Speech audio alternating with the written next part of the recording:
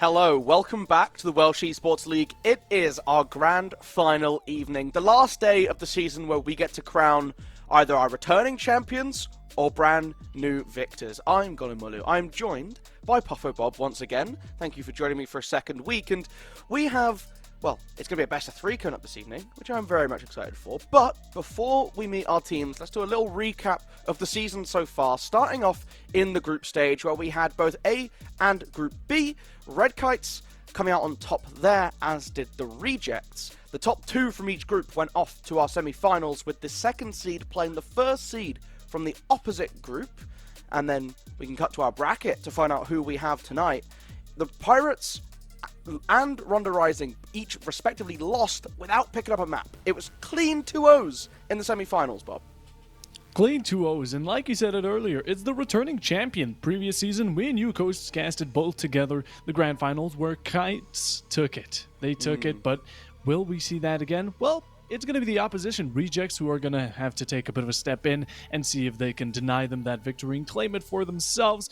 And, well, honestly, it's anyone's game at this point. Both of these teams have been really close, I'd say. Looking at the previous scores, both teams have won against Ronda, both teams have went against Pirates, and unsurprisingly won. Well, although Pirates have been a bit more notorious for having their own special pieces of performances, but in the meanwhile, though, we're getting into the grand finale. It's the final line here, and we're going to see who can surpass who in this race. But before we do, Golu, I think maybe there's just going to be a bit of a sneak peek for anyone watching here that tomorrow you should keep an eye out. Just maybe, well, if you want just a profit overall, a nice little gift for yourself, keep an eye out on Twitter, on the Welsh Twitter, as you can see over to my left or right. Honestly, I'm not even going to attempt because I'm going to get it wrong, but just maybe there's going to be a bit of a giveaway. Which one would you pick here, Golu? I was having a little conundrum about this. I was very torn between the artists, obviously down the middle, and you got the very distinct paint strokes. I like the little logo. I think the one thing for me is like big circle logo with a paintbrush, pretty nice. I liked the style of that one. All the goats also looked very nice. You know, you got the big angry goat charging across your jersey. I think it looks pretty clean. But I think the artists steal it for me. I'm a fan of just like the very clean, simple design, and I think it really pulls that off quite nicely. So I think that would be my pick if I was picking one of these jerseys out. Yeah, honestly, I'm gonna have to agree with you. Personally, yellow is not gonna be my favorite type of color, and of course, pink and black and white always fit nicely together. Same goes for the white and purple. But overall, it's going to be a great giveaway, so keep an eye out on it because, honestly, you don't want to miss it. It's great shirts, and you can express yourself in this esport type of scene while wearing them. In the meanwhile, though, before we get to the matches themselves, before we see the players in action, Golu here, we're going to have to see what maps are going to be deciding where we're going to be heading towards today. And, well, from my perspective, from the ones I've seen today, I'm honestly quite happy with the results. Yeah, I really like the maps that we've gotten up. We are, as our wonderful observer Nana told us, it's the Sea Club.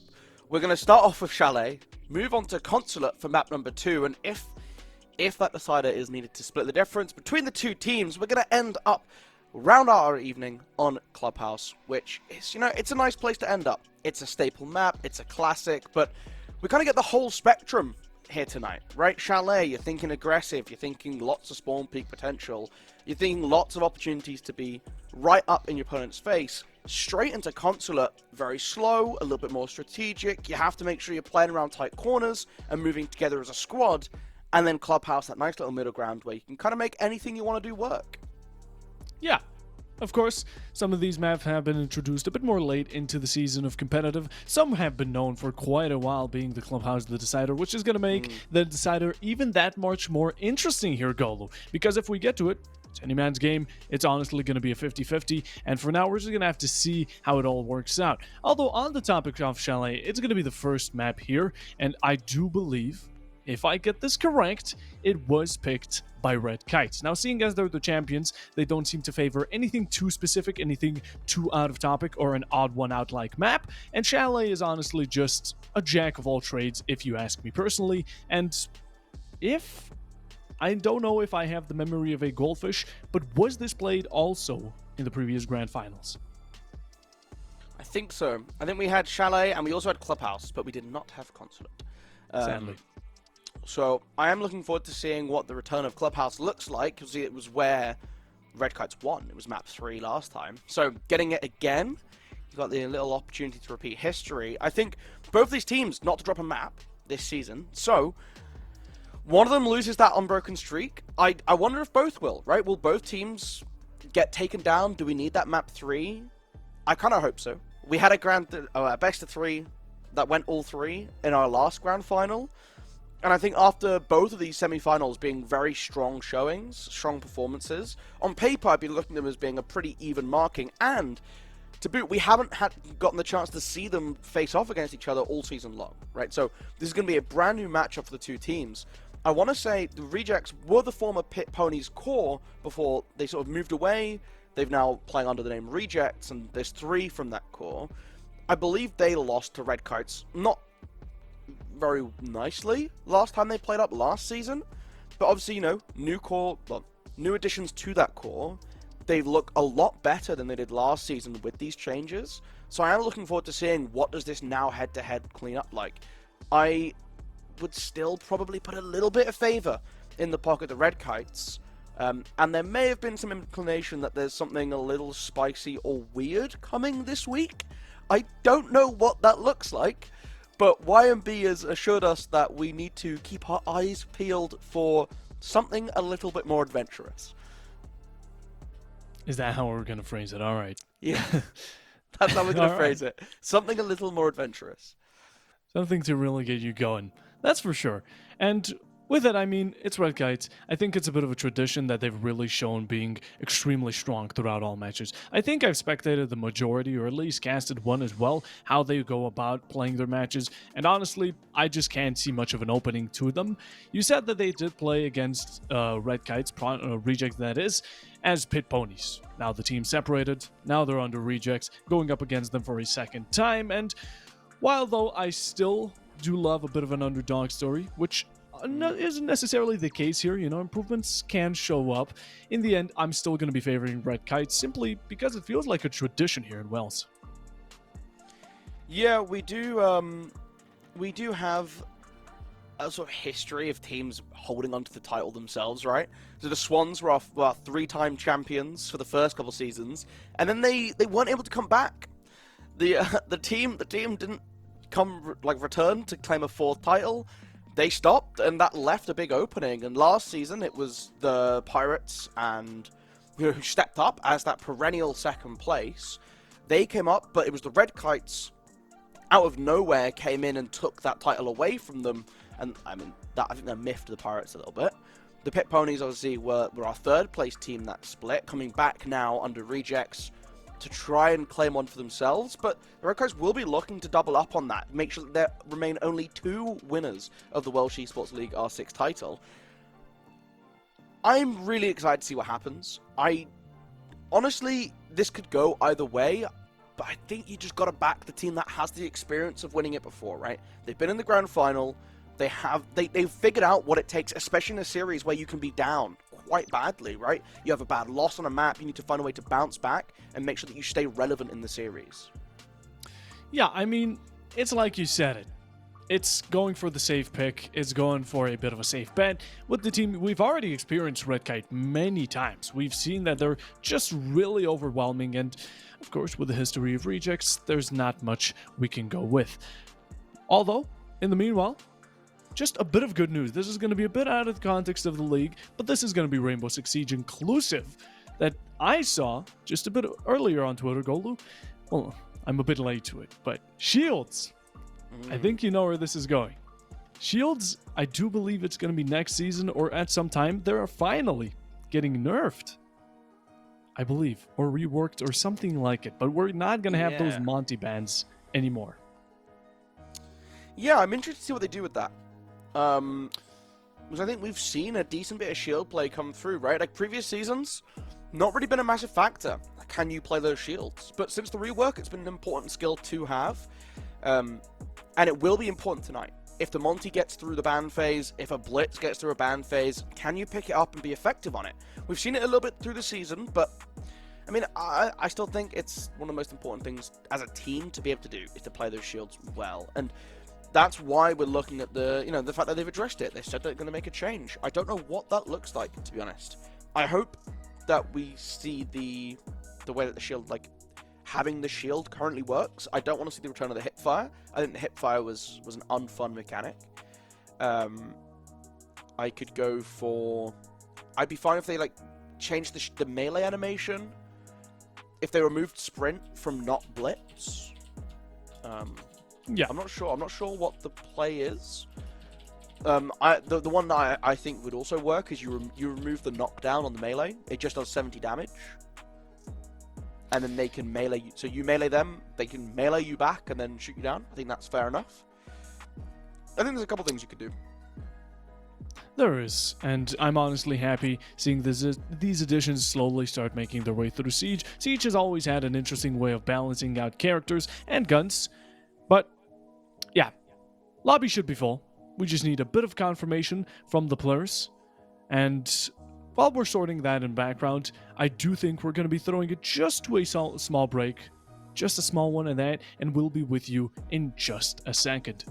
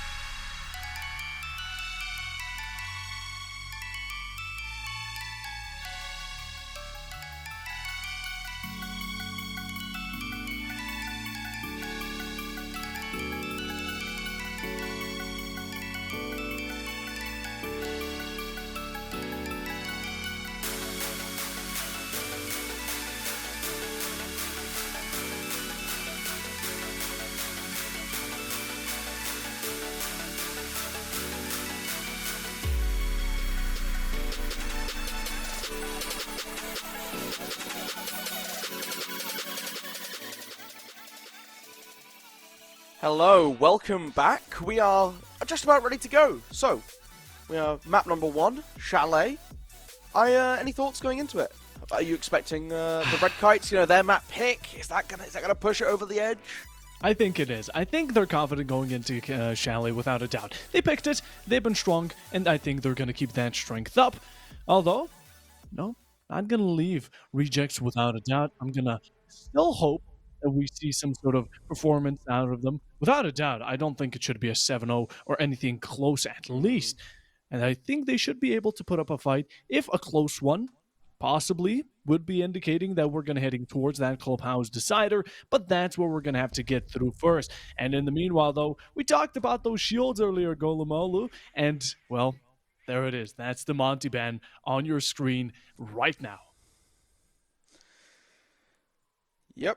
And I'm looking at the chat and already seeing talk of Glaz and Sen's bans requested by the Red Kites. They're asking the rejects who've already banned to ban it, which is always a start. The Deimos ban coming through. This is something we've seen all season long. Not at all surprised by this. The ability to isolate those 1v1 engagements and really hunt players down, especially when you can sometimes get a lot of discoordination in these teams, right? It's something we've seen all season long.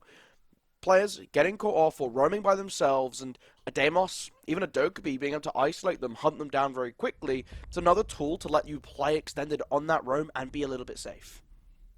Azami being the first pick over towards defensive is honestly going to be reasonable. I think this is where one of the maps she outshined just a bit more rather than the other. Of course, you have spots on bottom blue, you have piano, and Azami's just more of a remote castle with more barriers and an even more annoying way of placing her down. It is just such a fundamental way of completely restructuring everything around that Azami is a danger everywhere at this point, and so is Fenrir. Both two are going to be universal operators that would be considered one of, if not the strongest on defense, so having them picked off is going to be nothing new for us over here. In the meanwhile, heading towards round number 1, let's have a look at these starting lineups when we go towards the defense. And honestly, I'm a bit surprised here, Golu, that the first site is going to be master bedroom and office, because normally, of course, yes, all sites are considered decent.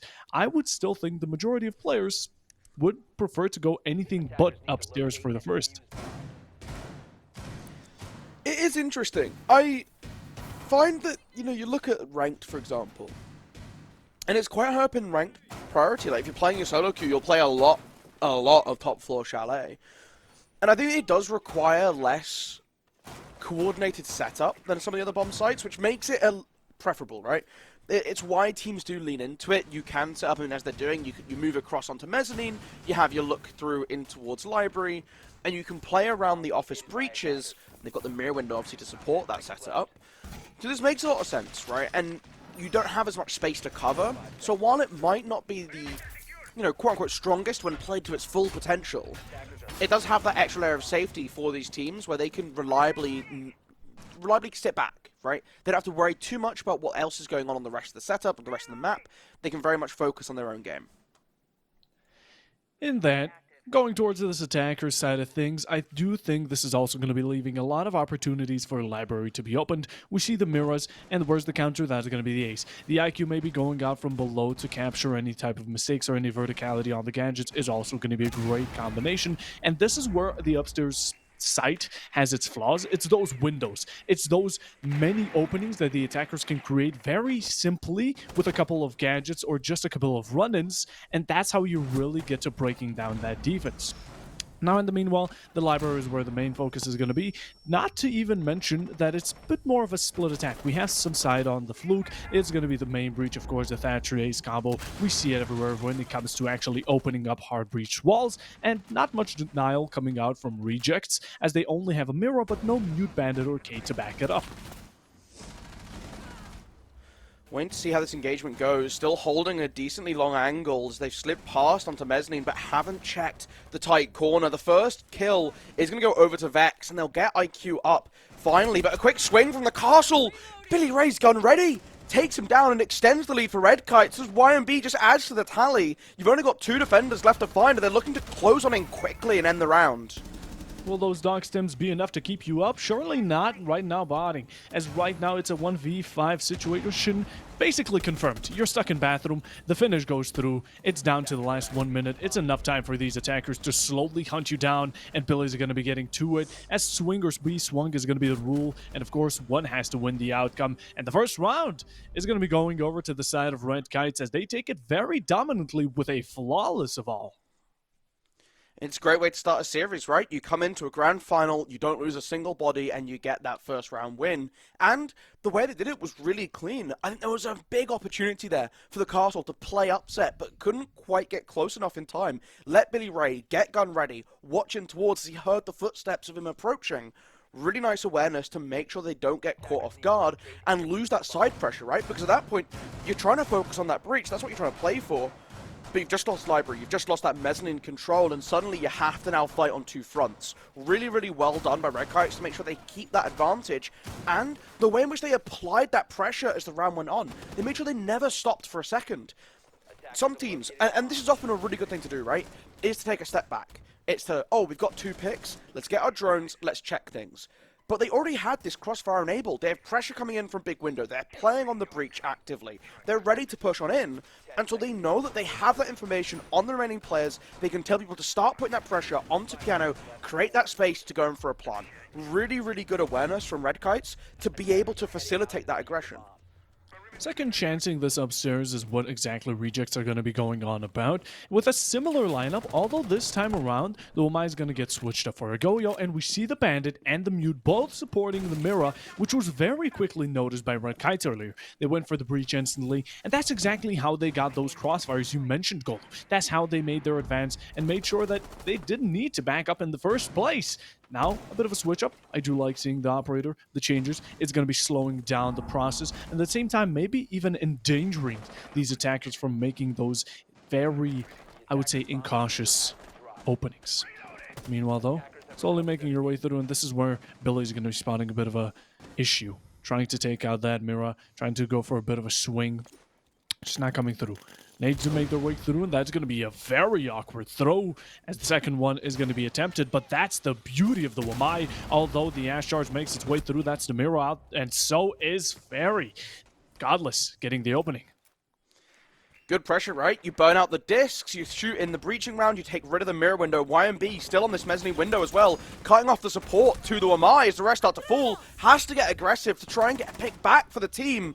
Two have found their way over to the Rejects though, but it's still a 1 versus 3 for botting to try and clutch on up. Only 1 HP as well. The perfect one. So, any damage coming out from Red Kites will be enough, looking to EMP off and open up this main breach. Careful for the aggression though, you don't want to give any picks over, but immediately Polar just holding the pre-fire, you have to swing into him eventually and it hits the shoulder as you go around the corner. Needed a +4 right there for that Uno amount of HP, and sadly just was not enough. Not enough commitment, and of course, with the Sens being in mind, Red Kites take the second in the row, and I think Rejects are going to slowly start catching up on the idea that maybe we shouldn't stick to this upstairs. It's just not going well. So, not sticking to the third time's the charm, they're going to be sticking it right down below where it goes as down as it can. It's going to be Wine Cellar and Snowmobile, or as simply referred to as basement, with most sides being downstairs, and now going into it exactly. Of course, I'm interested why maybe these players aren't going to be using Cade here. Cade would be a great solution. Maybe just go for tricks. Of course, bandit tricking is preferable at times, but with the open availability of the Maverick and so much ways of complex anti-breach here, it would be interesting to see how the bandit trick is going to come about. Although, we still have the Mira, we're going to be sticking to her. In the meanwhile, though, Flary's sticking to that Oryx, which would be a danger, especially seeing what Vex is playing as of current. You could also try the 2-Bram as well if you wanted to double up, but I'm liking this extension on the roam. Obviously, they banned away the Monty. Monty, a great tool at being able to push off this roam game, right? Because you can walk people to shield, relay all that information, and you're actively taking away this space. Sometimes with the drone, you'll send it in, it gets shot out, and if you have no one there who can actually take the information, right? Oh, a defender's just shot at my drone? I can swing this doorway now and actually kill them while they're not ready for it. If you're not set up for those kind of plays, you suddenly lose that information, you waste a lot of time. The Monty makes up for that. They do have the Blitz instead, but it looks like they are playing for the main breach as they're just EMPing, double Selmering off. But this is going to be a masterful trick from Specky. They get a slight gap at the top, but that's it. You just have a way to look through. The Nitro Cell flying over the top might have been a little bit ambitious, but for the time being, that breach remains mostly closed, and again, another aggressive swing off of it. It's going to be very close. Manages just scoot away, but not for much longer. YNB approaches the situation, gets one. Traded out similarly quite after, as that's going to be Specky for Polar. The Thatcher is gone. You have the breach semi-opened, which does complete the main task of it. You cut off the rotation, and that's why you really have the ace or just someone sticking around it. Although coming in lately for a rotation into the side itself would be great, you still have something off of it. In the meanwhile, right here for Oil is where the contestant, or Wine, in the scenario is going to be the Blitz. It's going to be the rush intended soonly, although you have to watch out for this roam we were mentioning earlier. In the meanwhile, Blitz making his advancement, but the ping coming out. This is going to be a danger zone for both of these. A swing out from the Finka coming up close, but not being able to finish the job. That's going to be Flare with the opening. In the meanwhile, doubled up by botting, as now it's down to the 21 HP to Blitz and the ace outside of the building, trying to make something out of it, and it's just going to be too tough for him to complete. It's a 2v1, and with the Blitz having to swing around corners with low amounts of HP, sadly, it's going to leave YNB to a 1v4.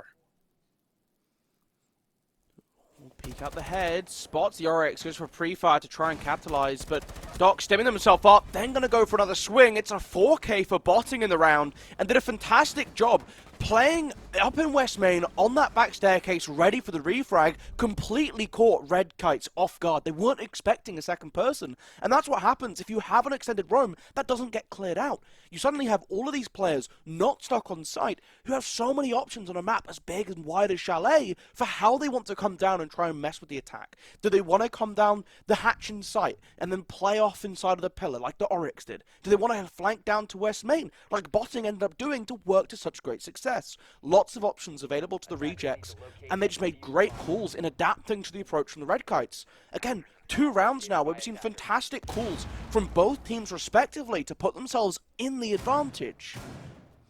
I really love the idea behind Red Kites' attack there. You know, you open up the main breach, leave the Thatcher for it. You put the ace on Wine, have the Blitz just absolutely demolish. But if you do not get those checkpoints, like actually fully opening up the breach and having someone sit outside of it comfortably, getting another breach over towards Wine, if you don't have a dedicated 2-man breach or hard breacher, normally for this type of setup, people go Thermite and Ace, just to secure that it actually goes out well. And in this scenario, I would have expected them to actually clear out the roam. They didn't have it, so clear out the roam, get a safe site on that one door. On that one door going into Wine, and with the Blitz, you should have enough comparability. But when it's down to a 1v2 or a 2v2 in the scenario, and your teammate is left going upstairs into Fireplace, forced down into somewhere completely else, and the Blitz is just running, hoping to maybe capture a kill for himself, it's going to be too much pressure, and honestly, it's going to be a bit overwhelming. In the meanwhile, though, starting off round number 4 is going to be Billy with an opening onto no one else than Honkers himself. Dead on the Frost. Obviously, those mats will still be placed down, but I mean, ACOG gone. Another shotgun as well if you need that. A little bit of flexibility mid-round. Going to play for a little bit more control upstairs. Obviously, making use of the SAM cams. Now that you get all 6 of them to use. Someone thought 6 of these little cameras that you can deploy anywhere was fair and balanced, and immediately Godless wants to prove them wrong. Spots out the mat underneath the window, which they might be able to get from Sandwich. If not, just make sure you look down when you jump on in, but there's still that fear of course, the hatch down below. Because you can expect someone playing down in stock holding an aggressive angle to watch your jump in. They are now sweeping through the rest of this top floor with very little contention from the rejects. They've been quite happy to give quite a bit of space over to the attack. This is weird. What is happening over here? Normally people would focus this much utility and play off of it. That's why the Frosts are there. That's why the shield is on top library. There is nothing. The defenders are playing first floor and maybe even all the way downstairs, which does put a bit of fear into Red Kites. You can see it as of current. They're watching these flanks quite cautiously, and they do think that there's something up. Something just doesn't seem right. It's all a bit off. And Flary, right now, he's going to be off-tuning the balance, swinging in. Vex does trade it out, brings it back to some sort of man count being favored by Red Kites, as now it's left down to the Skobos, the Valkyrie, and of course, the Rook. The C4 from below could be dangerous here, but in the meanwhile, you have to connect it, and with 1 minute remaining, with the amount of ground you gave over to Red Kites, honestly, I do not have a clue what rejects were thinking here. It doesn't matter, though. A peek over to the hatch, playing against that verticality is going to be great, managing to offset the balance and get it back into a 3v3, the equalization through. Okay, well, just playing off the hatch, we're able to get another kill onto Specky, hugging onto the chassis. The ping's coming through on the final member. It's Zinger to try and spot on out. Swings up to the hatch, gets another kill in that spot. One's pushing on Fireplace doorway, sees the shoulder of the Flores walking up. Grim aggressing on the bar. It's a triple kill for the Rook. Can you make it 4? You've gone to the P9. Hunting the Sprays, go over the top of the counter, hit the floor, gotta move left, crushes over. Ducking under the head height holes, waiting on patience. Ping's now in favor of the defense as flashbangs fly through to try and make it an unfair gunfight. Swings on in, aims at the right height, and Vex gets the final kill to pull back what would have been an amazing 1v3 clutch. Amazing, but just no cigar in the end. Round 4 going over to Red Kites yet again as they secure yet again that type of 2-round deficit for themselves. It's a 3v1. They made it at least a draw going over to the first half, and that's going to be good enough for them. Only up from here. It can go all the way up to a 5-1 if they do so and play it all correctly. In the meanwhile, though, Rejects, yeah, giving all of that ground in so early. In the meanwhile, it was a nice niche, I would say, to some extent. Really brought the fear and some sort of confusion into Red Kai's himself. Also allowed an opening for the Castle to just swoop in a kill for himself. That didn't end up in transition too well, and playing off of the hatches didn't work well in their favor either, since the double kill was transferred over just a second after one was given over from the Rook. And of course, leaving up a player for a 1v3 situation is just not something that you normally should do. With it though, 3-1 going into round 5, and again, Baron Gaming. Seems like Rejects really love giving second chances. We haven't been seeing much of Kitchen, which is completely fine. Seems like not all teams are comfortable there. And with it, Red Kites is always making a bit of an adaptation. They went for a bit of a blitz pick, I saw there, and now it's all completely switched back to that Grim, to the Fuse as well from Godless. They have taken notice of how quickly they got ground, and now they want to play off of exactly that. You're waiting to see what happens with this, right? And I do like that we're seeing the good use out of the repick, sorry. Again, Ram and Fuses, interesting to see both of them. Often, before Ram came out, it was the Fuse pulled in to use the cluster charge trick. They might have spotted one out stuck inside of the corner in Library. If they're able to recognize that Flora... Oh, well, with the sprays, you definitely do. How do you try and collapse on this now? You know that you have a player who, in theory, is isolated upstairs, but again, another extension all the way to the top floor means it's going to be a little bit more difficult to try and isolate them. A complete change-up, but somehow Fleury's gone down even sooner than last time, just getting over-aggressive inside a piano, not aware of the fact that they've opened up the big window. So now, you've got support upstairs still players on mezzanine, but we're not even checking, we're just face-checking and seeing what happens, and YMB, you come out on top, you hunt for the Frost, you drop into sight by accident! No way you get away with this, as Double Zinger on the mirror window looks into sight and catches you off as the Frost drops down to relative safety for the time being. Almost dangerous territory that was hopped into right then and there, although in the end it all worked out. Reject spotted out something just wasn't right, An attacker inside this early on and with this positioning in time, it didn't seem right, so they executed him on the spot. In the meanwhile, though, having a bit of a flank from body, and of course, Honker's managing to get up a pickup of his own. That's going to be Polar off the board. Fuse is coming out, damaging not anyone as of yet. I think these reinforced walls are going to be securing the dock. Zinger himself nicely and nichely, as in the meanwhile, we're trying to make some sort of advancement. We do have the Ram. We have a lot of verticality here, and in the meanwhile, the flank wedge is there too, although it doesn't seem to be affecting them much greatly, as Bodling is just making his way around, trying to find these picks. None of them are going to be there as he finds Godless. That's going to be the first, and he could be dropping him on to more, as Zinger's there to follow up with a second, leaving Billy Ray in a 3v1 situation here. Able to recover the diffuser.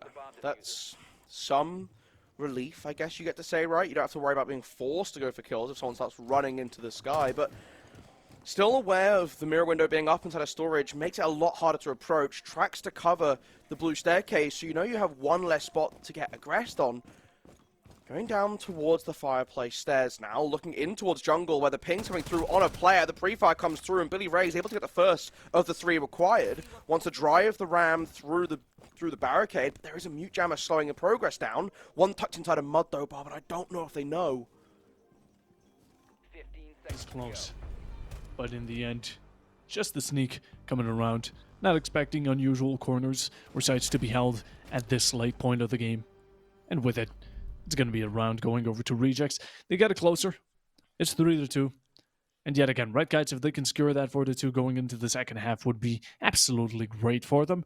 Rejects, get that 3-3. Right now you're on defense. Going towards attack would be a bit more tedious. It's a tedious job being on attack, especially on a site that, or on a map in general, that is well recognized by both teams. It's a similar situation to Clubhouse, just a bit more out there to say the least. As in the meanwhile, this is going to be really close. Even though it's Red Kite's map, Rejects, for their history being so unknown or unfamiliarized, they are still putting up a good fight. Although this is very early into the best of 3, we still have a lot of redemptions. We still have a lot of chances for this to go a completely different route. And what I've been also seeing here, Golu, is a very common pick of the Rook. Now, I'm not going to be anything against it. I love a good Rook on my team personally every now and then. The Rook armor is always to be loved. Brain protection is what they say, but personally, I could be seeing some better picks here. A Valkyrie for Rejects. We've been seeing Red Kites with amazing pre-placed cameras everywhere. The information has been really consistent, and if Rejects could really bring that up for themselves, just for switching out a Rook, maybe a Warden, you name it, honestly would be beneficial. I think it would be a good start, right? Adding something else that can help you fight back against the Red Kites. But on the flip side of it, right, you get that extra HP, which we have seen be relevant, right? We've had Bandit living at 1 HP trying to pull off a clutch. We've had it. It's not been a non-factor so far. Yeah. But also, you get that MP5 with the ACOG, which is clearly comfort for Zinger, right? It's something that he's leaned on before. You have the Doc pick as well, which you've seen flowing around. I mean, Botting was running that earlier. It's powerful, and I think if you just want to play for those frags, it's a great tool to have. A really good Bandit trick coming up from Specky, who, once again, I mean, they've outperformed themselves from last time. There's not even a head hole available. They've just completely stunted things. At the same time, though, a bit of a switch-up of operators from Red Kites. They saw the mistake earlier, and now they're going to be roam clearing out this Oryx or anyone on this west side. That's going to be the Jackal tracking him down, trying to go for a pre-fire in the meanwhile, just not connecting. He's a bit too far away. Although clearing that is going to be the essential part of the strategy. You don't have the Blitz anymore, but it's really just flushing down these defenders to their starting area. That's going to be putting so much safety into your hands. Also playing off of these hatches, going on for these pressure points that you can really apply later on, and that's what we're trying to establish here as Red Kites. As in the meanwhile, Rejects are being a bit sneaky. You know, the Oryx, he's known for being a fast boy. He dashes, he jumps hatches, you know it. So using that, he's going to be just traversing the map very swiftly, and also could be punishing Red Kites in the meanwhile. A drop coming out from the Jackal onto Fireplace, a gunfight. Odding, the Jaeger, the 416 carbine is a very strong gun, but you gotta have the right hands using it. And this could be relaying a lot of time. It could be wasting a huge amount of time, but in the meanwhile, YNB is going to be finding the opening. In the meanwhile as well, Botting trading it out onto Billy Ray. Just having these defenders roam up at the same time to take proactivity is going to be a great wipe, but we already have the plan going down for these attackers. As swings are going to be coming through. That's going to be Zinger. The HP is going to be favorable. Pulling out the pistol, he's going to be hip firing it. In the meanwhile, Polar finds himself two, chaining a nice link. Vex gets a third, and it seems like Zinger is just down to a 1v2 spot, and even though the Rook armor is there, sadly, he will not be able to pick himself in time. And yes, it did keep him up for those 10 HPs. But the attackers, yet again, they completely ignored this roam and just pushed. Yeah, they still played around presence, right? They still tried to deal with it. I think that was the nice change to see from them, was that they weren't going to let themselves get caught out by the West main presence for a second time. Much more of a conscious effort. You saw the Jackal come in through Solar, come down through Trophy, make sure they clear that side of the map out. Eventually, you do lose control of Dining, right? But with Jackal dropping down into Mining, into Fireplace, able to start pushing back the Jaeger and gets that kill, it then alleviates a lot of that pressure up above, which leads to that wraparound at the end for the final kill we saw Vex get, where they were able to injure the Rook on the pillar, who had kind of pulled out the pistol as a last resort after being in so many back-to-back engagements with that MP5 that it run out of ammo. So really nice work by Red Kites, again, to play very split up, right? But in a way when they make sure that they link up for kills. They're trying to play off of each other. They're trying to force the defense into awkward positions where they can get picked off, and it worked quite well for them. A bit scrappy at the end, but ultimately they were able to come out of those gunfights on top, hold that numbers, and play that out to the end of the round. So, a bit of a mess, but ultimately, you complete the job, you get the round, side swap time. You said it. Side swap, switch of roles between these players. And now, Red Kites, sticking to the information as they always have been, with a quick pick onto the Valkyrie. Rejects, I don't think these two teams are going to be switching their lineups too much. We have the similar amount of soft destruction information from both of these. While although Rejects don't seem to have a dedicated hard breach. And we've been seeing Ace quite picked thoroughly by Red Kites. This time around, though, Rejects are just going to be sticking with a simple can opener over for Botting to have. If he's taken out, so be it. But that's probably not his plan. Setting up this utility is going to be putting him in a safe position to do exactly that, and just so he's left alive to get that can opener up, breach it, open it, and have it for himself. Although some damage dropped very early on onto Zinger. Shots are fired, yet no headshots are confirmed. But there's going to be the opening down. coming out from where? I think they've fallen off the roof. Oh God. I think that's what's happened. We're still seeing this clear attempt come through. Vex hiding in trophy, but Honkers, I don't know if you heard, sprays of the wall must have some information coming in. I mean, they've been shooting the Samcams all over the place. Hunts for the foot, but crossed over with his teammate. They have to back away, and that lets the Valkyrie live a little bit longer. Now getting aggressive to swing onto the left-hand side of the door. We swapped with the pistol for some reason, but it still works out.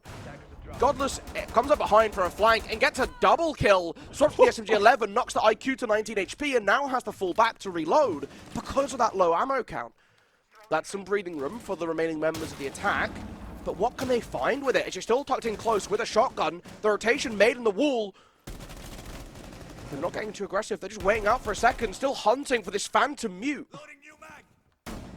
It's a real tense situation, but the shotgun is going to be able to get the triple kill for Godless. He chucks that C4 and gets the fourth. No. He's looking for the ace, and he captures it right here and then. Just playing off of Dining and Kitchen is going to be alone for one man. The Mute, it's a pack, a punch in one whole setup. He has the SMG-11, but he takes the shotgun, and no one was able to hunt him down. They sent the entire team, and he cleared every single one time after time because they let him. Rejects right then and there, they gave him these 1v1s, and they kept on falling into the hands of those shells and bullets.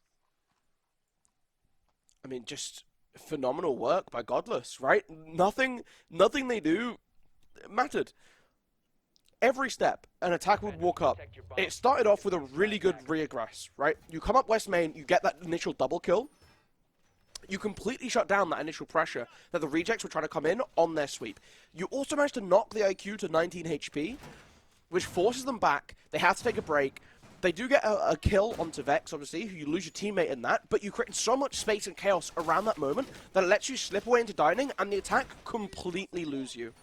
They had no clue where this mute was, to the point where the Buck was opening up walls from Kitchen and peeking through the pistol because they were so afraid of pulling up their gun to reload, they just needed some other form of weapon ready to try and claim a kill. And eventually that's what leads to the kill for Godless with the shotgun, right? The third kill. You peek into Kitchen, you see the Buck, you take him down with the shotgun.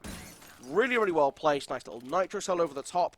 Really, really well worked by Godless to make sure you keep it to one at a time. No more than one at a time. 5-2 is going to be quite dangerous here. We're really closing in on that match point. Rejects were putting up quite a strong fight in the early stages, but they've just fallen off. They have not been able to get much rounds in for themselves, and they lose 2 more. The score is set. It's going to be 7 for Red Kites, and we're not going to be going out of regulation. Red Kites using that to borrow on Cade. The strengths are given, so might as well take it while you still can. At the same time, Solus making an appearance is going to be an interesting one. And Rejects, they learn from the mistakes of Red Kites. We do not want a head hole. We want a big exothermic charge to open it all up nicely, and that's going to be the pick over for the Thermite. Also using the Dokkaebi is going to be a great addition. We always love it. And the Fuse Trick. But right now, we got to make some sort of movement out here, because if we don't, honestly, these exothermics are just going to go to waste. It depends now on how many EMPs we've got left, because you've got to try and balance them out through it. Gonna throw a second one. Do they have a two? They have another. I think that's all of them done, right? We've seen all 3 EMPs be used. This wall isn't going to get open as they'll replace the Electro Claw. You now rely... Well, they didn't pick up the charge either. They can't anymore, so that's gone as well. You needed to have the fuse go above earlier. Just force them off with some pressure. Or the Buck, rip open a bit of the floor. They have now cleared through the top onto the first floor. But there's still someone lurking away inside a stock that we can see the outline of. Botting up in Fireplace, been able to get the kill down onto Polar, but it's too late to find the Kaid. The job's been done. They've kept the breach closed. Composition still strong. Flaring off. And so is YNB. It's a 3v4, if we count the Thermite. 3v5 now. Transitioning over to this last minute. Trying to find the Jaeger to Barra on mute. Strong trio are going to have to hold sights along themselves. The Red Kites, they've done it for a couple of rounds. Can they do it again? Rejects, they have a bunch of time working still with them, and they just have to guess and go off of the information they're given. Where are these attackers going to start swooping in from? Can you go for these pre-fires? That's going to be the first from Billy. He finds the opening in the situation, but he needs a couple more to equalize it or get some sort of favor going. They try to regroup, and that's going to be working out well. Billy, a good headshot onto Flary, finds the second. 2 more sticking out on blue is going to be just easy pre-fires, but Zinger expects them. He returns the fire, 1 behind Trash, and Godless gets another. It's a 2v2 situation. The Tuberal comes swinging. That's going to be Godless with the second, and Vex to follow it up, as the defense are going to be claiming around for themselves, and in the meanwhile, Rejects are going to be able to just get themselves into match point, or Red Kite's in the situation. They get themselves into match point. It's 6-2. They are 4 rounds above here, Golu, and it is not looking good. I think when you recognize they're running the Tuberam Kaid combo, you have to either really back yourself to play through it, and the moment you roll that second EMP thinking it's a Kaid trick, that's the moment you know that you're not ready to go toe-to-toe with it. You need to know it's coming, be ready to play around it, and really have figured it out. Because it's a really awkward timing, and it's very defender-favored. If the defense just play it normally, they win, right? So, it's a hard task. You've got a buck, you've got a fuse. Let's take a little bit of time away once you lose that first exothermic charge. And let's go, okay, this ain't working. We need to remove them from it first. We need to make sure they can't put another claw down. Guarantee that you're going to get that breach open. Because you see what happens the moment they're forced off of it.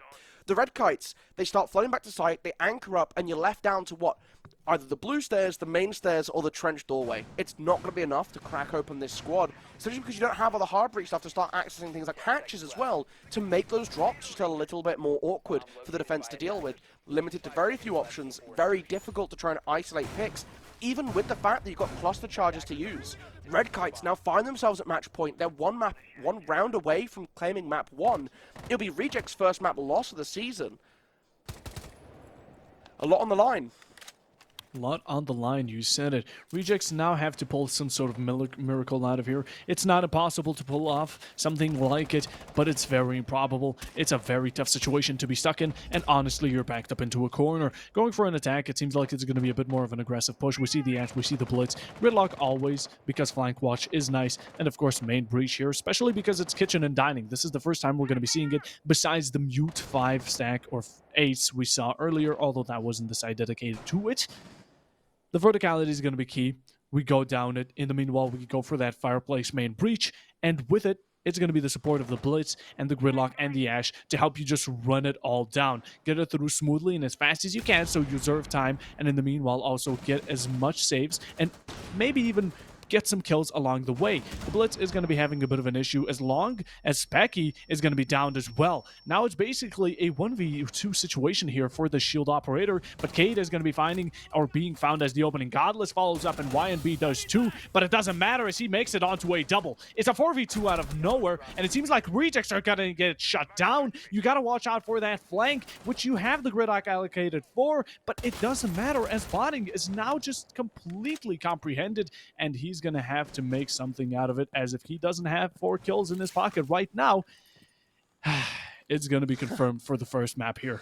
YMB's already typing GH in the chat. They really know that it's cooked, as they're going to start swinging out from piano window, swinging from the end of the Ivy window, jumping out from piano as well. And that's going to be the first map of the books. Red Kites coming out in a dominant fashion, looked very, very coordinated on their attacks, come into defense, and they're set up, poised to take rounds. I mean, look, the thing that you can say, if you're coming out of this, Rejects, you just lost 7-2, not your map pick, right? This is Chalet, it's a map the Red Kites know, it's a map the Red Kites are like. You've shown why they picked it here in our grand final for map number 1. Why do they want to go to Chalet? Because they're ready for it. They look strong, they look composed. But now you have to flip that script. You have to turn the page over and say, forget what happened last time. We're going to Consulate. This is not something we've seen from the Red Kites. This is not something we even know if they're ready to play. We have never seen it from this team. Can they keep up on it? Are Rejects going to bring the same energy Red Kites did to Chalet right now? That's the big question here. Because if they don't, the score could be set.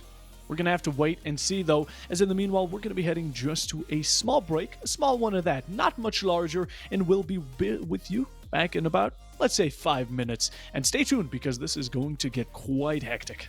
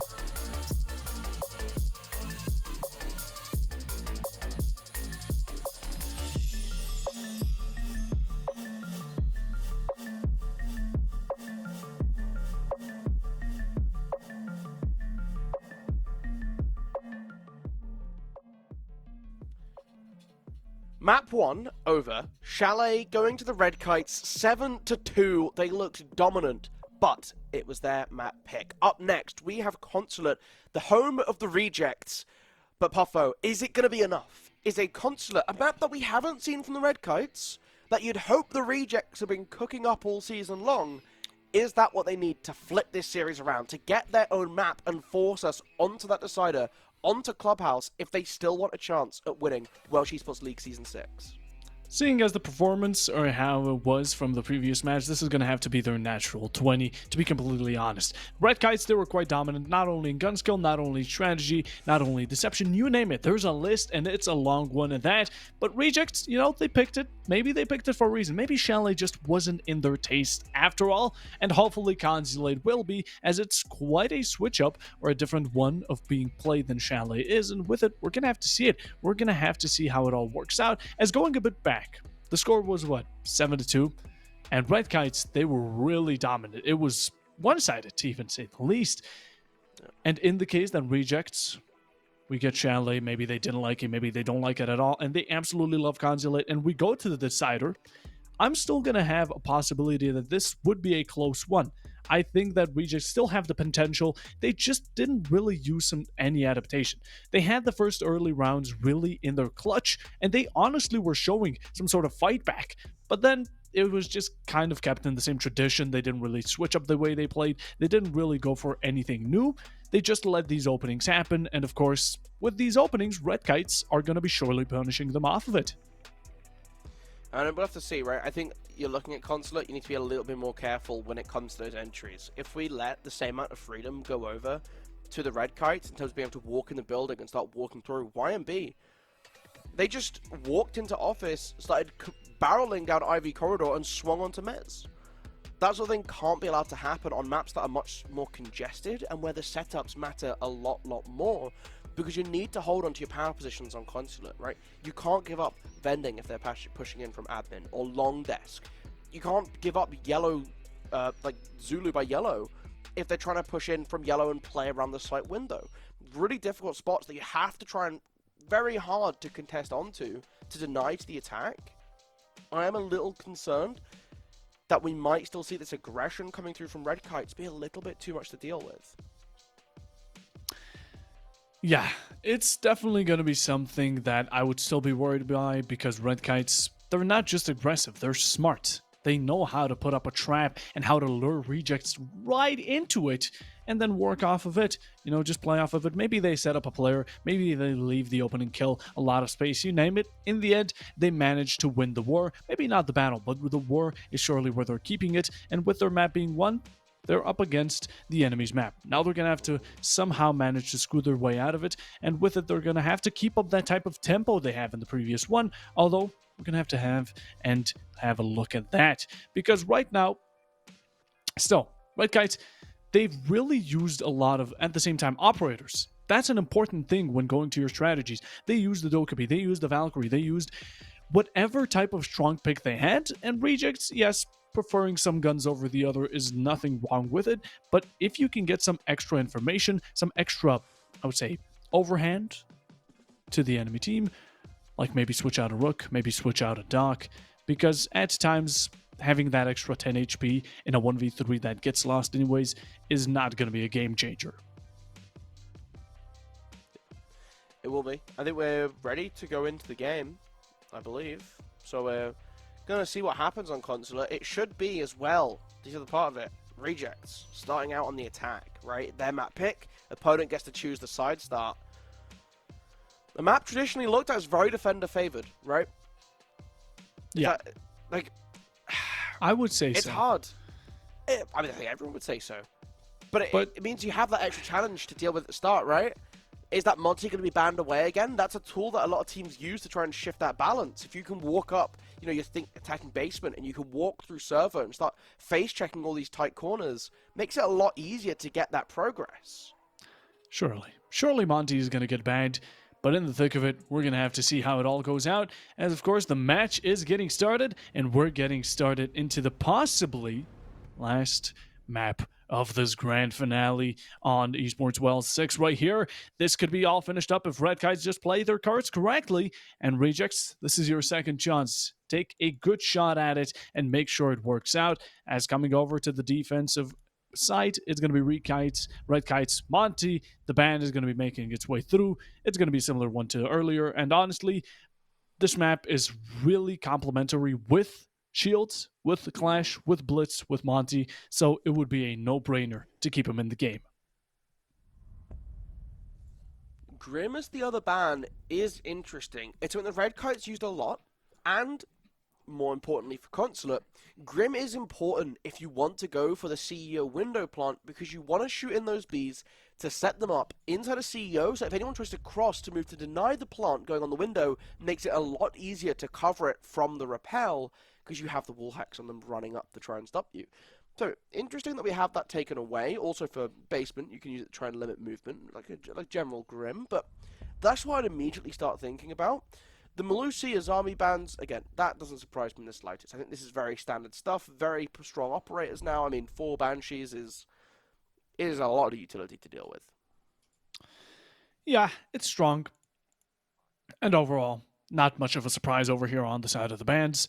All seem good, all seem natural, but at the same time, with the amount of strengths that certain operators bring to this game, that's where we're going to have these openings. The K, the Goyo, the Blitz, all very uniquely strong on this map. Deimos as well. With the strength of the verticality that the Revolver brings, it's going to be a really hard time getting away or escaping away from the hands of the down-to-up play.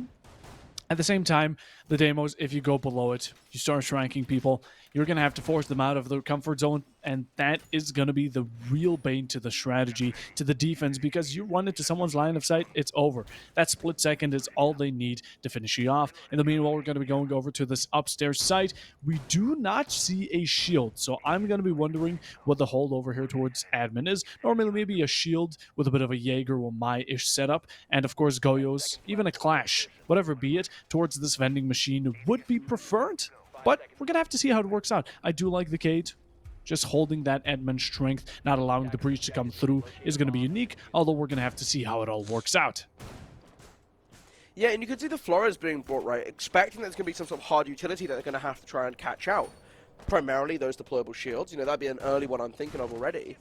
But with those not in play, I wonder what the value of that mute jammer is really protecting, other than just information.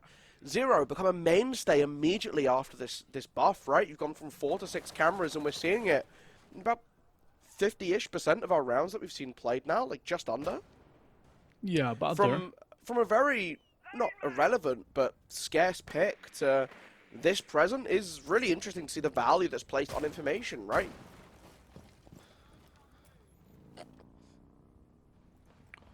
A slow approach from Rejects, as they're taking their time to be safe. They don't want go about it too hastily. Open up these windows. Make the enemies know they're there. At the same time, though, just play off of the first opening pick. Once you get it, that's where you really get that advancement through. Once you have certain information, you play off of it. But getting to it is going to be key. An early fight between Honkers and Vex is going to appear. But the only one that's going to be resulting in a knockout is going to be Godless, taking out Flary. A good start from the defense. Red Kites making it even better as Godless picks up a second. A minute and 30 still remaining, and Rejects not only locked out of sight, but now in a man disadvantage by not only 1, but 2 for that matter. Still hunting through the middle floor as well. Just Becky looking for an alternate way to walk on up, but that's heartbreaking. That's not the ideal way to go, and you lose Vex just afterwards. The upside down rappel angle, that's passionate behavior. I love to see it. Trying to finish off the kill onto the mute, gonna just drop down onto yellow stairs and immediately get gunned down by Billy Ray waiting around the corner. So, I mean, maybe that's worth, but you still lose your life in that trade. It's heartbreaking to see, especially because it's a Flores. Just put a simple drone down, and the job is done. Yeah, true. So, a bit of a hasty set of action right there. In the end, it's going to be leaving Rejects still a bit closer to the outcome they would have had if the team kill was not brought about and the smoke finished off. So 3v2 isn't going to be all too bad, but the time waste surely will be, as now it's going to be forcing quite a burden on your shoulders. You're going to have to force your way through. Gunfights are going to be expected, and YNB still rocking that shotgun. Of course, the Vector also being a dangerous pick right here. The information from the bulletproof camera is going to be even that much worse. The Goyo canister is there, not set off though. Specky, he finds the opening onto YNB. Billy in the meanwhile taken out, but Polar, he finds the ace on Spiral, and that's going to be the diffuser. The timer is going to be ticking out, and Red Kites are going to be getting round number 1. Time, right? You just run out. Again, the start for the round of the rejects not quick enough. It's a carryover from Chalet. You need to be a little bit more concise in these attacks. It took them a long time to figure out where they wanted to start. They were playing on the outside of the building, walking up to the breaches on yellow stairs. Very little work done over on the admin side to try and clear out. That entry wasn't clear. It was the ace who was the first one in the building, kind of walking down the first floor. I want to see them just work towards a target just a little bit cleaner. They felt a little lost in the last round, and I mean, to be fair to them, it still worked, right? Red Kite's getting baited out into engagements, and it came down somewhat close by the end. But I think you just look at the fact that the defense just have to sit back. They had the utility set up. That's what they can play off of. You're the one that has to walk into them. It's a lot harder to do. The danger there was really the fact that if Reject still had a bunch of time, it would have been left down to a complete 1v1 scenario. And although it may not have favored Rejects themselves, seeing as of course there's information everywhere that bulletproof camera gave away the ace, who did manage to capture on a kill for himself, in the end it's still these dangerous spots that you allow clutches like these to happen in the first place, or some sort of comeback. That's that opening that we've been seeing Red Kites exploit Rejects for time after time again, but now they're starting to leak themselves just a bit. In the meanwhile though, first time for a shield operator making its way through, it's going to be Billy Ray with that Clash on defense. Now, Consulate is a strong map for Clash, mostly because of the fact that it's long corridors that all connect nicely and have very strong points, but how are you going to get through those corridors when you're getting electroned all the way through and the Clash is just not letting you pass by? Creeping upstairs now, trying to go for a flank. They don't know you're up here, and slow walking all the way again to hide those footsteps. Still looking to go for verticality, but a ping's come through. They've spotted out on a drone, but still YB walks up, gets a bit of damage into Honkers, but does go down. A flank watch drone being covered, being watched by a teammate, nets on that opening pick and shuts down that threat. Criminal. The information was there.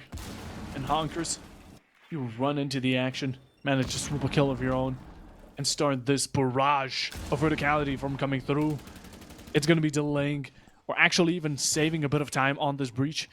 You have the Thermite probably just waiting, just tiptoeing his way to main breach. Very excited to get those exothermics on. The Tubarao wasting his time greatly in the meanwhile, but the Cade just won't be able to get much Cade claws off, as that's what the verticality here is going to be denying. The breach is open. It's a big boom, but in the meanwhile, Polar has taken a different set of sights. His eyes on the prize over towards this yellow side as Vex now down, but not completely out. We're looking at an essential 3v5 confirmed by Zinger himself, as Polar is now not off the table. Flary gets himself Vex. That's going to be the side of the Tubarao, as it leaves it down to Billy Ray and Godless to clutch it out. They're going to be stuck inside. They're going to need to hold their angle strongly and play off of times correctly. It's all going to be down to luck and timing, and Siege is great when it comes to it. Godless, he finds the opening for the side of Rejects, or actually Red Kites in this situation, but it's going to be a bit of a late one, as it's still down to a 2v4. Looking down to the last 40 seconds, the information, you're completely stuck behind Pillar, but Godleg's there to help you out. Any type of walk-in from the breach is going to get completely taken out, as again, Godless with a triple kill, just continuing to look for that second ace into this best of 3 right here. 25 seconds ticking us down, and it's down to the Ash. It's down to the floors to stop this man in his tracks. Billy Ray is there going to help him out. He does not confirm the kill, but it's going to be downed, and that is essentially the quad over here for this mute. Godless himself, the SMG-11 machine, as now he's in this final gunfight. Shocks are coming through. Then the Deny is trying to make its way through by bot, as in the meanwhile, he's going to be playing a safe game. And even with the quad kill, not completely confirmed in our hearts and minds, surely, but playing the safe game here. That was great, Golu, because it was not greed that took over these players, but simply just playing it through and going up against these 1v1 situations that you're brought about. And Rejects, I have nothing else but disappointment. It's a heartbreaking way to lose a round, right? You're in a 4 versus 2. This is what we were talking about before, right? You've got two dilemmas here. You either all push it together, or you all wait while you find information on where these last two are. If you don't know where you're hunting, wait. And they don't. They take their turn walking up, trying to peek on in through the breach and die. Walk up on yellow and die. And it leaves them in this really awkward position now where you have to play out a 2 versus 2, and they're split up, and the clock is running out. Red Kites playing to their outs, godless, being unstoppable, right? And I'm heartbroken to see not another ace, right? I think you can write that down as a technical 4K, sure, but if you want that ace credit, you have to go for that final kill. I really respect not wanting to leave anything to chance. With like 7 seconds on the clock, it is unlikely the Clash gets hunted down and dies. But it's not impossible. And so you want to play safe for that eventuality, make sure you win the round, because ultimately that is more important. Really well disciplined, but I mean, the Red Kites have been completely bailed out there. Honestly, Rejects, you said it was a heartbreak. In the meanwhile, though, oh, what's going to be even more heartbreaking? It's going to be Billy Ray coming out with a spawn peak. It was said that Chalet was to be a bit more of an aggressive map to take these spawn peaks and runouts, and we're seeing it on console. It's very unexpected, but Specky, it's by the book. It's the rule of the siege. It's called by every single ranked teammate, and it's called watch out for spawn peaks.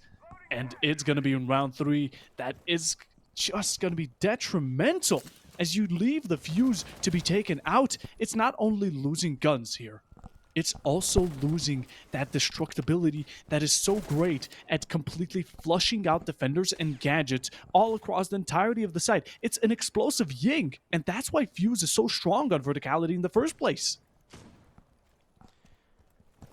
Now still waiting outside main door as well, because you don't have that same safety net to walk up to. Castle barricade placed covering off along corridor, and he's going to force a little bit of patience from Buck as well. They don't want to open it up just yet, because again, it allows Red Kites to then get aggressive into admin if they want to. Clearing out, sweeping Visa, all three charging in.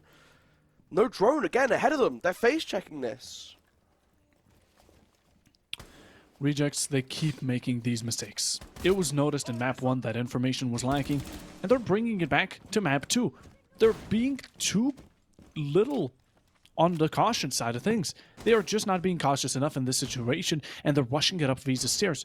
While though it may not be unexpected, it's easily punished. Punishing botting, though, is going to be on to Godless, not allowing a triple kill, but he finds another 2 lining up in front of him as a triple kill is brought out from nowhere.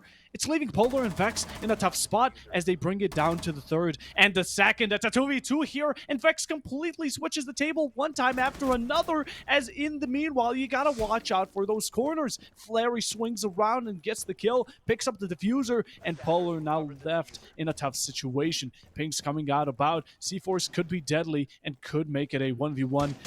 It's unlikely, though, and it's a tough situation to be stuck. But with the amount of openings that were opened up here, even a possible team shot right then and there, it's surprising to see how it was turned from a 4v2 to a 2v2. And look at where we are now. The FNAT goes off at the top of the staircase and gives that information over to Polar in this clutch position. Nitrocell flying over the top of the staircase, gets the first onto Honkers, doesn't know where the second is going to be, hears the sprays from the Buck, and runs to safety. That's a drop down into sight. Another FNAT going off, has the diffuser, but it's hunted the kill. Cade scattered into the middle of nowhere. You got to commit to the plant now with the timer sipping 000, runs on through, should hear them behind the piano. They're going to finish the plant and get on up. They don't go down. Swats the pistol, Acorn at close range. It's not overkill, it's exactly what you need. Flary goes down. It's a 1v2 clutch for Polar. It's the second clutch from a 2 versus 4 position for Red Kites in the last 2 rounds. Unbelievable. Actually unbelievable how Rejects keep making it happen. How they allow this to keep on turning back. Normally, you wouldn't expect it to not only happen once, but for the second time in a row of all things. Bringing it into your own map, of all things, is just absolutely insane. They go 3-0. Red Kites take it with swiftly. These mistakes that we're seeing from Rejects are not only greed, but at the same time, it's just so much wrong at the same time. It's a combination that should not just work together. You should be a team. You should work as a hive mind, get things together, talk them out, and realize the situation you're in. You've been left with situations where you don't have the time. Okay, next round, we saw the adaptation. They had a lot more time. They had a clutch, a 2v5 of all things, and you still let it go by with a breach open, with a verticality there, because you just let go of that information. That is a key factor to Rainbow Six Siege besides teamwork, which is also not present a single bit. Rejects, they need to change this up. They have to make something happen, because if they get these huge openings, like you said, Golu, the 2v4, they should be easily taking it out with a simple refrag game or something along the lines, but they just keep letting it slip by. That's a really spicy little mute jammer placed in the sink, so it's harder to spot out. Less likely to be caught out by, an explosive bounce around the corner. That's getting stolen for the rank stack for sure. But I think the biggest thing here is that Rejects, they've been 4-2 up twice now. We talked about the importance of winning attack rounds here on Consulate, where it is defender-sided, where it can be very difficult to work for these picks, and twice now they've consistently been able to find Red Kites, catch them off guard, and put the numbers in their advantage. And twice now they've choked it. If we get to the end of this half, and it continues on this trajectory, and we sit there at a 5-1, normally that'd be like, oh, bit defender faded, but maybe I can buy it. Should have been that much closer. Should have been that much closer. They're going to have to regret these rounds later on if they manage to get a good defense in. Although Red Kite's starting to catch on what the situation is. A nice little verticality adapted upon with a simple impact. Gonna be landing some shots onto botting himself. Honkers as well behind that blitz. It's gonna be 3 men on one simple staircase as they make their way through upstairs to clear out the roamers, to clear out any type of contention. But you gotta watch out from those head holes. Vex watching from bathroom window, getting the second as well. A headshot looking to get the third. That's gonna be Specky downed as he manages to just lay off of one simple angle. Finishing off the down. The blitz and the ace now finished. Basically left in a 2v5. Missing the shots is going to be detrimental. You go up against close range, you won the gunfight, and that's great, but you need to win 2 extra to get your equalization on the man count. And Polo using the window that's been used for 3 kills already to finish off Ace. Flary finally catching on to the situation as now he's stuck between corners, sandwiched in between all players. The flash is coming through, but you're just completely overthrown. The pistol finds the lesion. Also the dog, but in the meanwhile, Billy Ray coming out from behind, and what is happening? I don't even know. I genuinely have zero clue where I begin explaining that round. Zero clue. I mean, you're just sat on Spiral Window and get a 3K. I really respect the push coming in from Rejects. They come up yellow stairs, they recognize that there's verticality above piano, they want to go and deal with it. But they don't check the wall, they don't look for their head heights, they're not ready. It's a complete catch off guard. A second swing to try and get onto Vex, right? Ash drops off the rooftop, climbs onto the scaffolding, goes for it. Can't find the kill. Vex comes out on top yet again. And they just keep finding these picks. Really, really nice setup from Red Kites. Knowing that this push could come in from yellow, that's been a spot that the Rejects have prioritized on previous attacking rounds. They want to try and catch them off guard, they pull out a little trick play, and it works stupendously well. This is not to be excused. Rejects, they have such great opportunities, and the potential in their attacks is so great. Even their thinking in the very early stages. They get themselves these opening picks, they get themselves these great advantages, and if they just played off of them nicely, I could have seen them securing the first 3 rounds without a doubt. If in the first round, okay, if they played just a bit more off of time and played it a bit more fast, okay, it's a round. But let's say we don't keep that in mind. A 2v5, lost. A 2v4, lost. Not to keep that in mind, 3 people just died to one angle being held by the same player, and then the 4th one later on switched over by Polar. Yeah. That is crazy. Suboptimal, I would say. But that's just me. Back down to the basement, though. We get to run it again.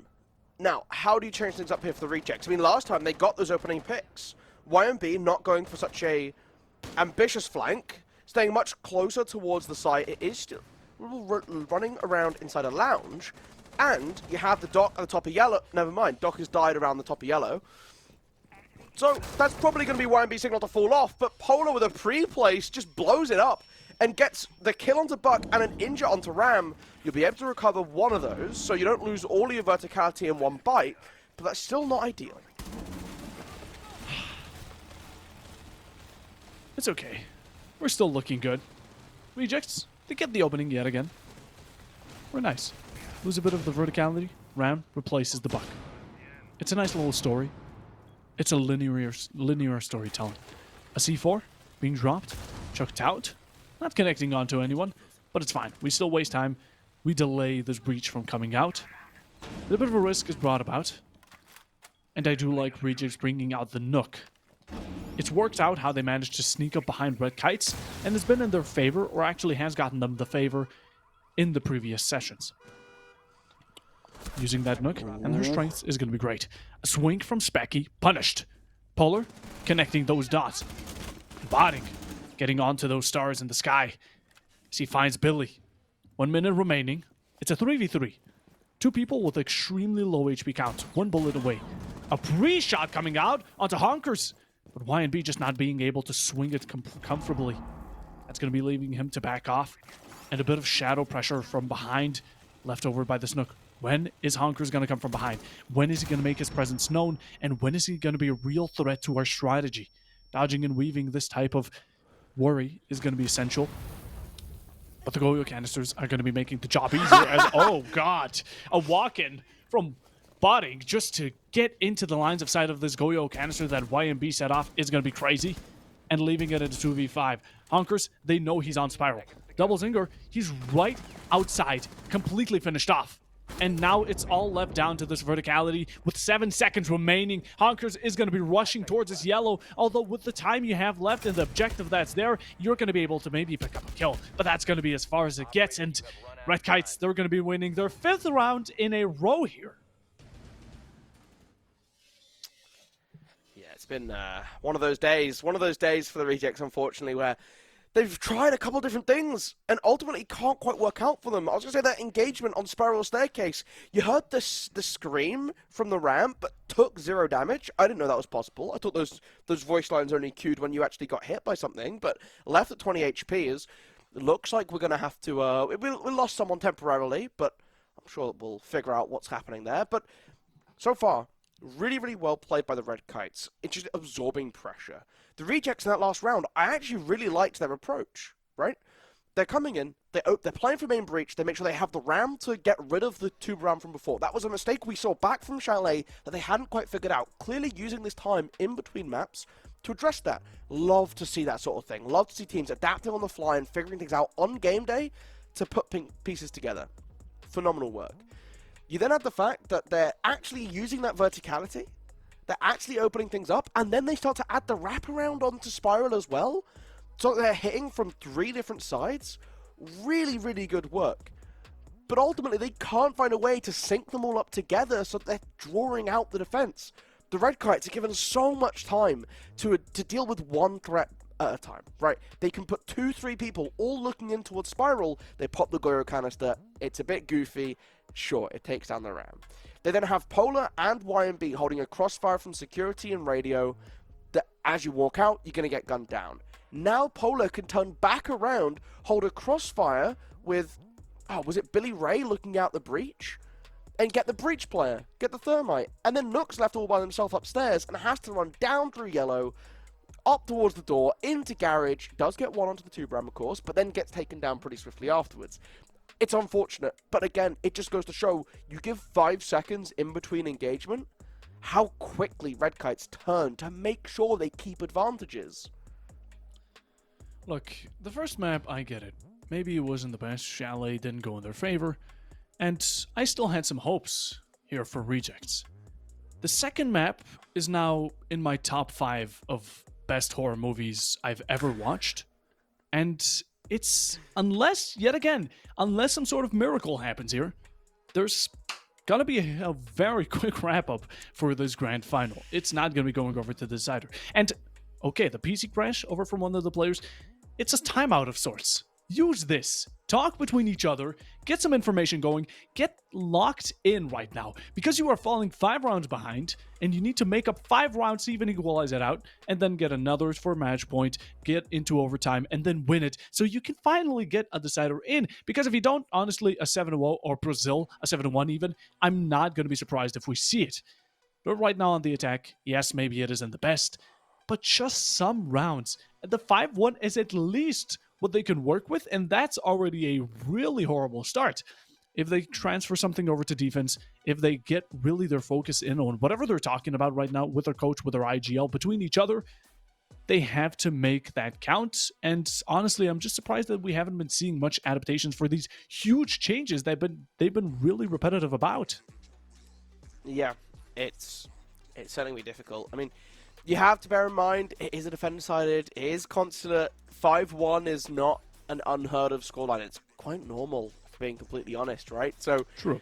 If you can win this last round out as rejects, there's suddenly a lot of hope there for you to carry that through, to then go onto the defense and have a really stellar half. Maybe that's a pushing an overtime. Maybe that's 6 in a row, right? But yes, there's always going to be that sour little note, little asterisk next to this game that says through 2v4s. Yeah. And that hurts. It hurts, but it's the importance of it on both sides. For reject, close out your wins. It's really important bit to do. On the red kite side of things, phenomenal work to get a turnaround, right? Phenomenal work to be able to work for picks, play for 1v1s, isolate engagements, and turn that 2v4 into a winning scenario. One of them was a clean 2v4. One of them ended up in a 1v2. In both situations, great, phenomenal work by Polar and Godless, respectively, to pull off those works. From rejects, we've been, or at least I've been, noticing a great amount of really strong input at the very early stages, and that's where these 2v5, 2v4s even come from. But I'm wondering, what's the real switch up the second they get some sort of huge advantage rolling for themselves, that they just let it go? They need to snowball off of it. They need to keep that adrenaline pumping. And if they don't, well, this is the outcome. This is exactly where we're at. And the attacking side is exactly where you can really go for players or plays like these. But in the meanwhile, we are going to have to wait until one of the players reconnects, and with it, we're going to be going to a short break, hopefully resolve this in a matter of seconds, so stay tuned, as we'll be back with you as soon as we possibly can be.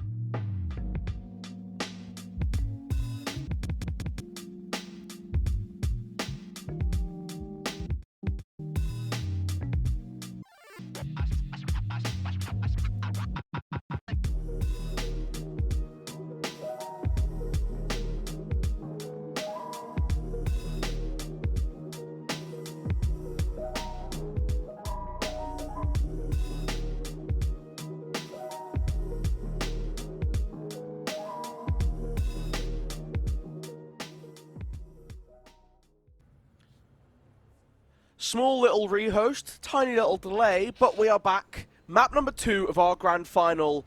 Red Kites, one map up, now find themselves 5 rounds to 0, 2 away from a brand new title. But it is on the defense. They will have to swap to attack eventually, but for now they get one more round to try and hold on, and it's the top floor that they're going to pull out, and they're adding a Tachanka to the mix. Now, Tachanka, Puffo, I'll tell you this, I think this is actually an omega good Tachanka spot, right? You want to be careful for the window. In CEO, you can control it from afar, you can bounce the Shamika capsules round the corner to make sure they can't jump and plant on that window without ever exposing yourself to damage. At the same time, Tachanka is going to be bringing about that so-called deployable shield that the Mute is great at protecting. It leaves the Mute Jammer to counter out that Flores, which is going to be just a great way to connect the dots between this strategy and between the characters that are brought about. As rejects, right now the lineups are getting switched out a bit, but we're seeing some dangerous picks here, Golu. It's going to be the Yank, it's going to be the Dokkaebi, and the Jackal, which all are going to be great at exterminating and completely wiping out floors and areas, corners, you name it. Although, I think that Tachanka, like you said it, is going to be a great addition here to counter exactly that. Any type of push by multiple players, any type of blind that comes about, you Shamika your way out of there, you delay it, you get out of the blind, and repeat it 4, 2, 3 times, and you're good. Because the Shamika, you see it, it has 20 grenades that is offering a lot of time, a lot of distraction, even a lot of comfortability, and that's why he's such a strong operator here. So I'm going to be really hyped to see him being used.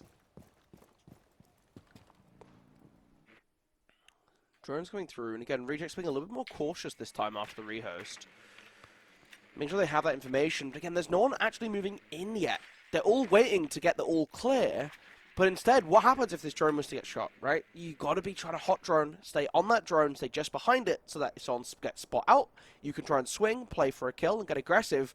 They're now gonna start walking into Visa, but you've lost 50 seconds of the round, and of course, someone could re-aggress, as we're already pulling drones out again, just to double check. Very slow start for the rejects. Looking for the composition right now. First floor is where it's all going to be at, or second floor in this case, if we do count the basement. Going for it all, the Shamikas make their way about. And they're not going to be pushing admin side, which is an interesting way of pushing this upstairs clear. you don't necessarily put yourself at the risk of roamers. Billy Ray is going to be putting the risk on his teammates as he kills not only Godless, but the T'Chaka. A really essential part of the strategy here, now taken off the board, which could be opening Rejects up for a party of murder and frags. It is less essential with the fact that there's no Amaru to try and run on up. He's immediately sprinting into small office, finally spots out Polar behind the desk and puts himself at a massive lead. YMB able to take down Flary to bring it back somewhat as we find ourselves very quickly in another 2v4. Now a 1 versus 4 as Botting isn't letting it slip away this time. Vex, what do you do from this position? Tucked inside a bathroom, you have to be careful of the head heights on your right. As the plant's going down, you're going to wrap around onto long desk, try and peek on down. Smoke to block off the double doorway as plant is finished. The ace runs into the corridor, gets knocked down. Still 3 to find. Gonna throw out a Toxic Babe just to secure the kill, and does. Spots at the end of the corridor, gets a second now onto Honkers. 2 left to find as the Candela's going to be thrown on in. The blinds start going off, but it's not going to hit the target. Knows the Dokube's rotating onto Baguette now. Waits for the smoke to dissipate before swinging out into Theatre. Gets the shots into Specky, but can't finish off the Ying. Goes down instead, and a very good attempt at a clutch, but they're not going to be able to pull off a 2 versus 4 3 times in one half.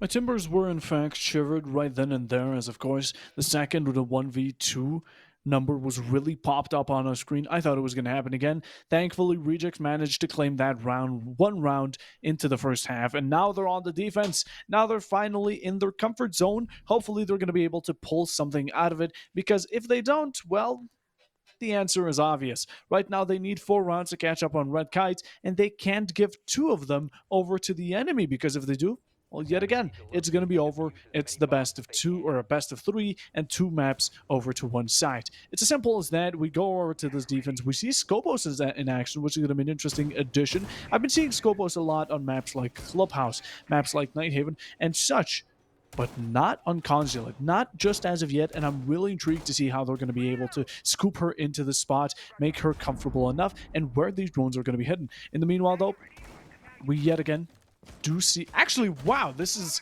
exactly what they're going to be using her, just as a deployable shield. Instead of actually focusing a pick on an operator to have that secondary, we're just going to be keeping the Scopus around. At the same time, though, we see the mirror by our lovely observer, gets it highlighted, and admin is surely going to be the main priority over here for Rejects. I like this a lot. I really do. Dropping the shield, it works. It's a lot easier to sit behind and shoot from than a normal deployable shield as well. So even as like an upgraded one, I think it's a very good value. Now you need some EMPs to run on over. Where's your Thatcher? Come on, Polar. Sprinting over. Pistol for extra run speed. Make sure they get there swiftly. Playing for admin as well. So you get this single breach open. That opens up half of the site. And then you start sweeping admin. But you can see the body stacked up for the reject inside a cafeteria. And then, of course, Botting just behind. But Flary going to peek out to the head holes they made and get taken off from the window. They do trade one back with the second UMP. But still an off angle and forced away. This is an opportunity to start swinging in, but it's still a little dangerous, hence the hesitation. Finally going to go for it as Billy Ray first inside the building and so quickly walking for new ground and gets a second onto Honkers, just challenging in the doorway. Transferring Honker's HP to his own as he does put him 6 foot under. That's going to be capping that type of man advantage. It's a 4v3, capping that limit over to the 3 on rejects as they're left to be standing behind the shield that needs to be cleared out. You don't have a floors, you don't have any grenades, so hopefully this one ash charge is going to be enough to clear it out. Although you're going up against Botting, who is not only going to be the Wamai, but a perfect counter to clearing out the shield, and that's where it's going to be brought about. An impact EMP or a Thatcher EMP being used to deny those gadgets is a great way of using it, as in the meanwhile you just keep on throwing those discs, you secure yourself nicely, and no matter the amount of EMPs they're going to start running out. You're in a key point, you are playing the key, the queen of chess right now, as you have it all in your hands. A nice pre-fire coming out, double with one of his own, as he doesn't able to connect it onto the third. Polar gets the headshot and gets it before the Wamai does. It's left down to sight as they do claim it for themselves. Not being able to execute another player is going to be granted here,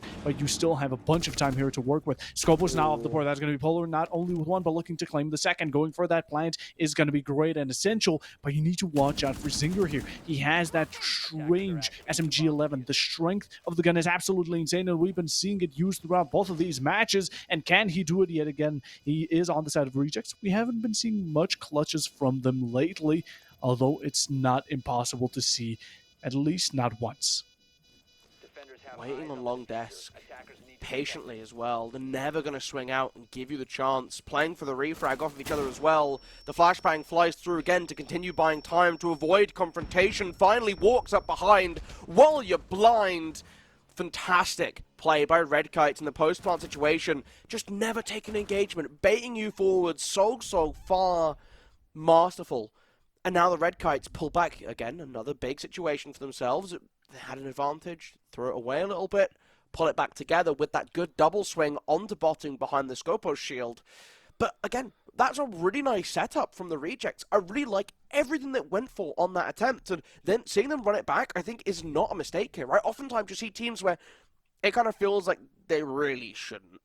And they were guilty of it themselves, right? You look at the first half of Chalet where they ran top floor twice back-to-back, and neither time looked comfortable. This is a good exception.